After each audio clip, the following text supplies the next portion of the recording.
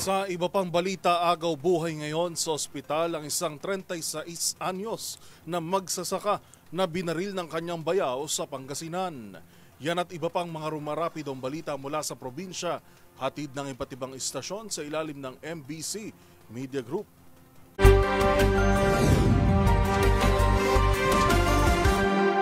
36 anyos na magsasaka, binaril ng sariling bayaw, inoobserbahan pa sa pagamutan sa mga Tarim, Pangasinan. Patuloy pang inoobserbahan ng mga doktor sa mga Tarim District Hospital ang biktima na kinilalang si Joby Soria, 36 anyos, matapos itong baril ng suspek na si Marvin Esteban, 32 anyos na kanyang bayaw, kapwa magsasaka at mga residente ng barangay Kakawutan, mga Tarim. Batay sa ulat ng mga Tarim OIC Chief of Police Major Arturo Milchor Jr., naganap ang krimen bandang alas 5:30 ng umaga kung saan nag-aaway ang suspek at kanyang asawa na kapatid ng biktima, kaya tinangkang awatin sila ni Soria. Ngunit ikinagalit ito ng suspek at taglabas ng homemade shotgun at pinaputukan ang bayaw na tinamaan sa kanyang tagiliran, saka mabilis na tumakas na siyang subject ng manhunt operation ngayon ng PNP.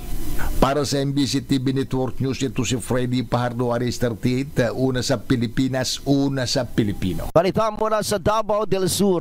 Nasawi ang dalawang magsasaka matapos ang isang madugong enkwentro bandang alas 7:53 ng gabi, Hulyo 7, 2025 sa Purok 3, Barangay Ibu, Malalag, Davao del Sur. Ayon sa report ni Police Captain Diosdado Nunes, hepe ng Malalag Municipal Police Station, kinilala ang mga sangkot sa insidente sa mga alias na Bobby, 43 anyos, at Ed, 55 anyos, kapwa residente sa naturang barangay. Batay sa punang investigasyon, lasing si alias Bobby nang sanakayin nito ang kanyang kapitbahay na si alias Ed at saksakin sa bahagi ng tiyan. Sa kabila ng tinamong sugat, nagawa pang gumanti ni Ed at barilin si Bobby sa iba't ibang bahagi ng katawan. Agad rumisponde ang Municipal Disaster Risk Reduction and Management Office at isinugod ang dalawa sa ospital. Subalit idineklara silang dead on arrival. Patuloy ang masusing investigasyon ng Malalag Police Station kaugnay sa nasabing insidente. Para sa MBC TV Network News, ito si June Suter, una sa Pilipinas, una sa Pilipino.